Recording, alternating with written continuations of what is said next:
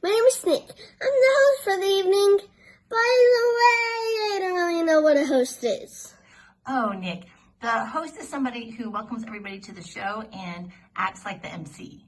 What's the MC? That stands for Master of Ceremonies. What's a master of ceremonies? Nick, just tell everyone watching the show right now to enjoy.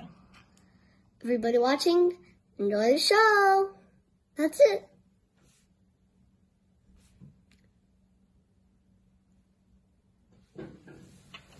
Are you guys still there? That's weird. Tech, start the show.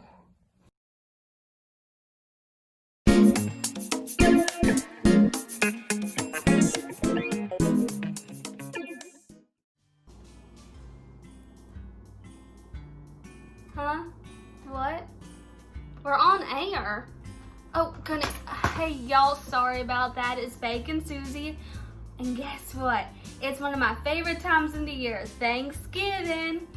And today I'm going to teach y'all how to make a Thanksgiving dinner well within the CDC guidelines. I think. It is, isn't it? Yeah, I thought so. Anyways, so because of COVID-19, not a lot of people can be in the same room together, which is why I had 10 of my family members split into 10 different rooms. So you're going to learn how to make a flat Thanksgiving dinner. You heard that right, F-L-A-T. And we're gonna start off with a salad. Now, you wanna make sure that your lettuce is chopped up into small little pieces so it can fit under the door. You drop that, and then you're gonna wanna set up your blow dryer. Ready, Grandma? Well, folks, that's how you toss a salad. Now it's time for the vegetables. When serving your green beans, you want to line them up and flick them under the door. Make sure to do this with all vegetables. And don't forget to wear your safety goggles. Fire in the hole, Grandma!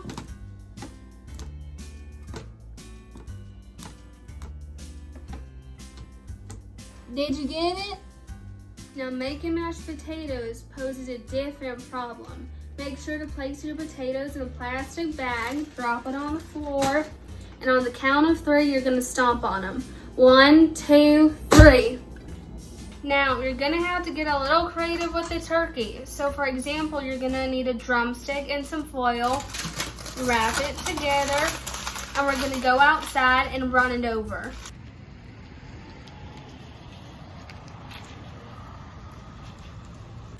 Now it's time for my favorite part, which is the dessert.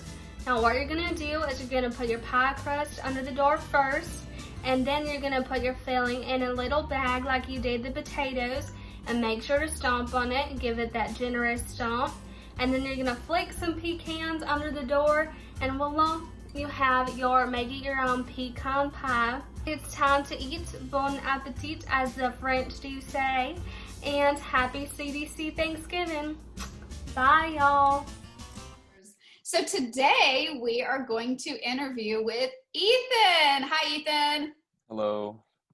Hey, so you are a senior, right? Mm-hmm. Okay, so tell me this. Over the fall at your school, have you guys been able to have any cool events, football games, or music or theater related events? How has your school been able to move forward during this incredible, crazy year? Yeah, well, I know for sure we still had a homecoming game sometime in October, but they canceled the dance. That was postponed to, I think, spring. But what's weird is that they still had homecoming court, but I never attend the game, so I don't know what happens with that. And as for theater and other things like that, I know for orchestra we have an online concert where we all just recorded our own parts, and then the directors are stitching everything together. And for theater, I'm really not sure what's going on. So Have you thought about, I'm sure you have, where you may want to go after graduation or what you want to study? oh, man, yeah, I'm still trying to figure out what I want to study for myself, to be honest. But like the thing is, you can't just apply undecided anymore. You have to really know everything that's going on. And what I think is kind of crazy is this whole college admissions process. It used to feel like you go to college to like learn how to cure cancer, but now you have to do that before just so that you can get into college. And it's just so wild. It's because you have all these qualifications going in, and then you think to yourself, wait, aren't I supposed to go to college to learn how to do these things and not already know how to do these things?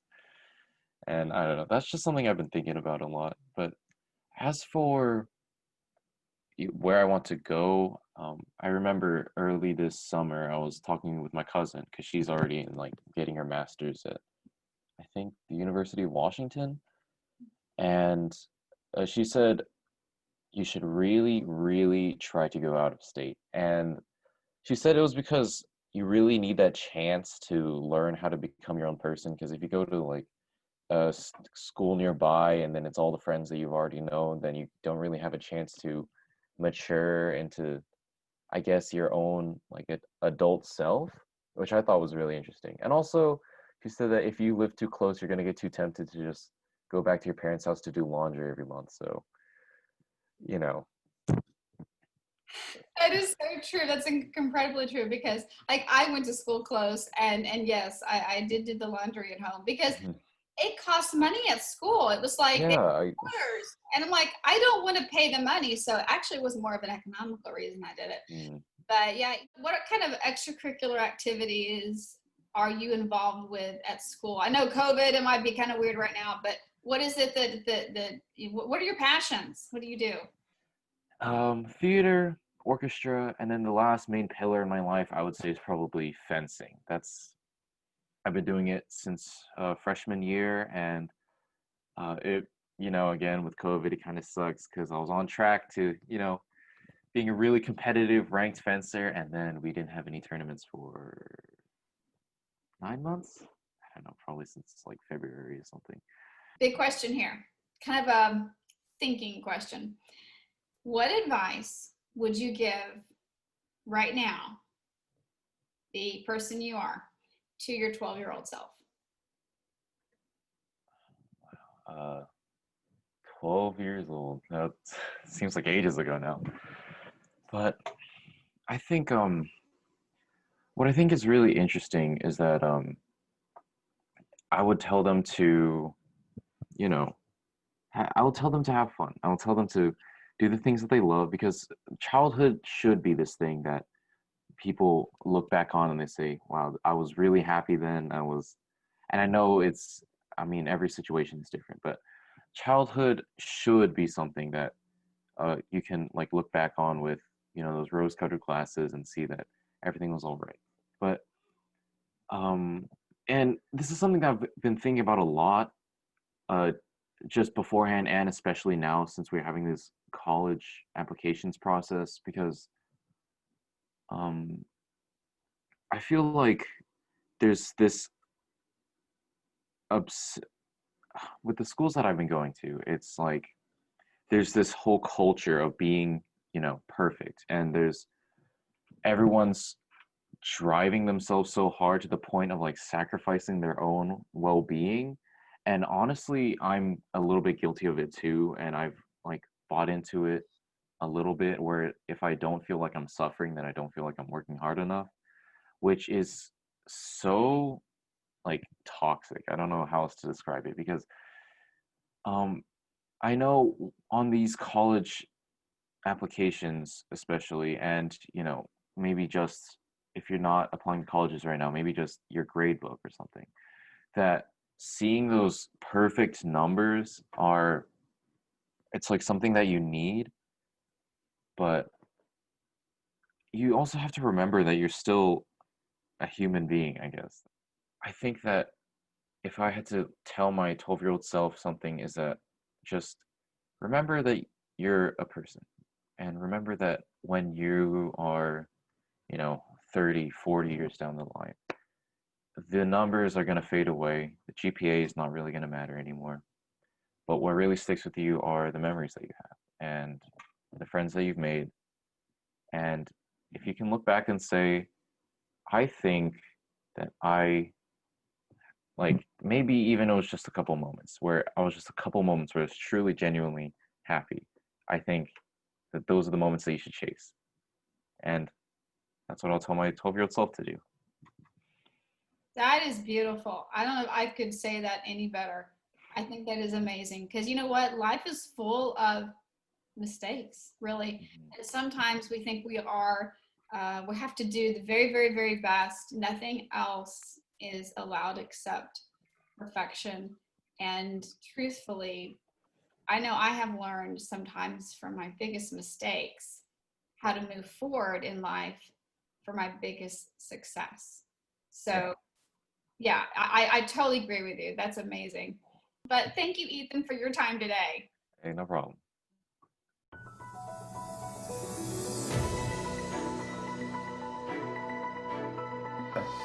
Hello, and welcome to Comedy News Central. I'm your host, Austin Stewart. Joined with me is my co-host, Elise Stewart. Today, we have an exciting episode that will change the course of time itself. No, we do not have any episodes like that. We shall see. Okay, whose bright idea was it to give Elise an energy drink? I feel so alive! Now, before we begin, we'd like to mention a new product our sponsor, Cookeries, has been developing. It showcases a new product that they've made called Cookeries The Gravy. Here's a trailer to show just that product. Hit it, John. Holidays are just around the corner, and you're looking to buy some holiday gravy. But oh no, the gravy is all out. What are you going to do? Introducing Cookeries Gravy, the all-new super healthy gravy that tastes just like a cookery, except with none of the flavor. Order yours today.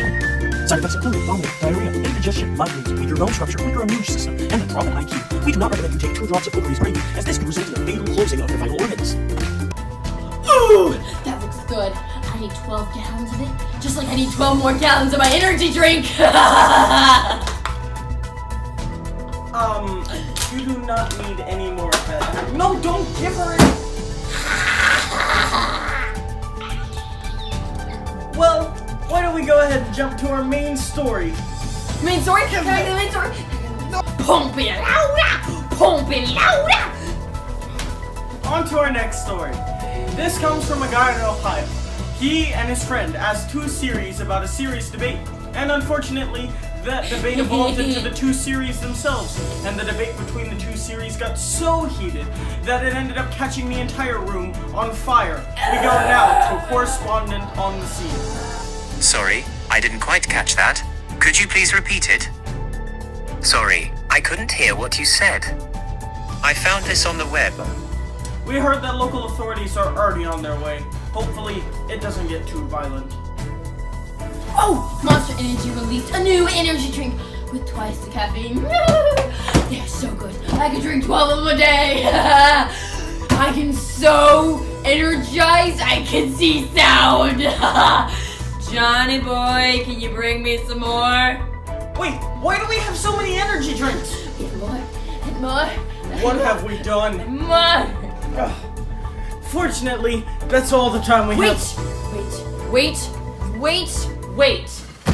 I have my own story. No! You have at least 1,000,000 volts of energy from that drink! I heard if you drop this shell, you can tell if there's gravity. Wow, what a novel concept. Why would you even think that...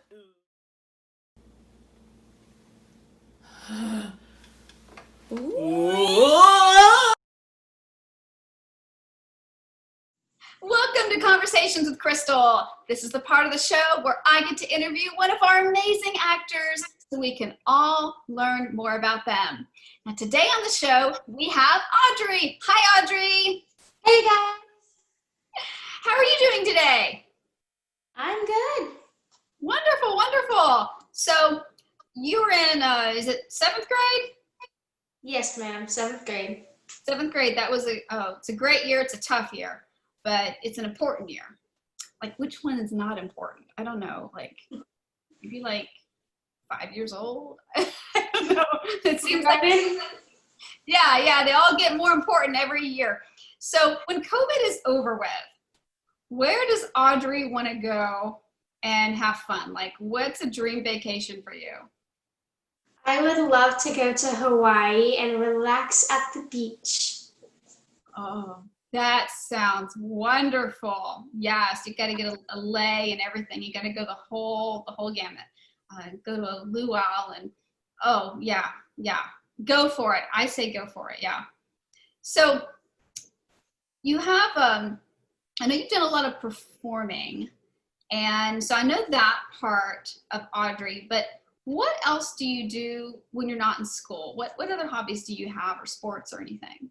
Well, I love to play basketball, and I also love to play the guitar and learn new songs. That's pretty cool. I'm impressed that you do a little bit of sports and music. A lot of people don't mix like that. That's like a High School Musical Zac Efron story, you know? I mean, people just don't do that. That's pretty awesome. So keep that up. I mean, there's lots of skills you're learning. So back to the performing, because we all love performing. Describe a role or production or an opportunity that you had at some point in your life that was like a standout moment for you, something you really, really enjoyed, and being able to be on stage. Well, I really love Christmas time, and my church had a big Christmas performance, and I got to play a little girl who got to go to the North Pole, and I got to meet Santa, and there was a lot of singing and dancing, and I loved it. I love Christmas. That is so amazing. That just sounds like the perfect Christmas memory. I'm very familiar with that show, and they've got camels as well, and I've had friends that led the camels in, and boy, that's not the job you want. Ugh. Oh, No, I mean, there was plenty of spitting involved. It looked great on stage, though. It was just, personal stories I heard. Ugh. So, yeah, Christmas. Oh, Christmas is like my favorite, too. Was there ever a time, speaking of things that might go wrong on stage, when you were on stage at a dress rehearsal or performance and something went wrong, and if so, how did you overcome it? Were you able to keep going, and how? Yes. One time I was in a performance. It was Mary Poppins, and in the very middle of the show, the fire alarm went off, and there was a small fire in another stage. Everything was fine, but we all had to evacuate and stay outside for the rest of the show, and it was very hot, and we did not even get to finish the performance. It was terrible. That's really sad. That's definitely situation you can't overcome, that's one of like the worst. And I think also you get some grace from the audience because everyone has to just do what's right.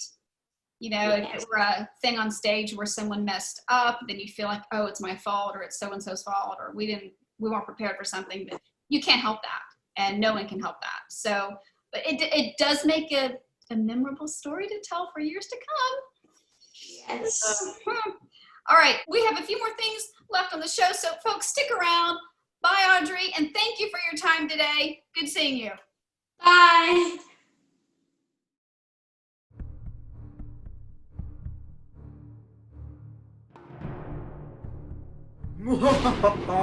Igor, come quickly. I have created something evil that will change the world. What is it, Master? Well, look at it. Isn't it beautiful? I call it a U.S. Congressman. Don't you like it? I've got 434 others ready to go. Wait, I don't understand. How can you make a public servant evil? Easy. Give them money. Plus, I've given them the judgment skills of a referee, so really, no party wins. Isn't it amazing? Wow, that really is evil. But why are you doing this? Aren't they supposed to be the best of people? Ah, true. Very true. See, most people don't want to represent others that live near them. So, they put that responsibility on others. But in 2 years, they're already tired of them. What? But why would you vote for someone that you're just gonna turn your back on in 2 years? Have you ever heard of buyer's remorse, Igor? Yes. It's basically that, but with people. That's shameful. No, that's politics. Why are you doing this? I mean, I know you're evil, but this is going too far. Oh, I'm just getting started. These are called Democrats and Republicans. You see, on the outside, they seem like they're bitter enemies. But on the inside, they are still bitter enemies. They'll say on television that they want to work together, but in reality, they only want to work on their side of the aisle. So they're like opposites? Yes, and if you're in a party, but your values are in the middle, you're attacked by both sides. But nothing will ever get done. That's the point. Oh, no. Oh, I've also created this thing that's almost as evil as this whole thing. Social media. Wait, what does that have to do with any of this? You see, Igor, politicians use social media to influence the masses. But they're so old. How are they even going to run the account? When did I say that they were the ones running it? You see, they outsource it to people who actually understand the sciences of social media. Kind of. Okay, so no one in their team actually understands social media.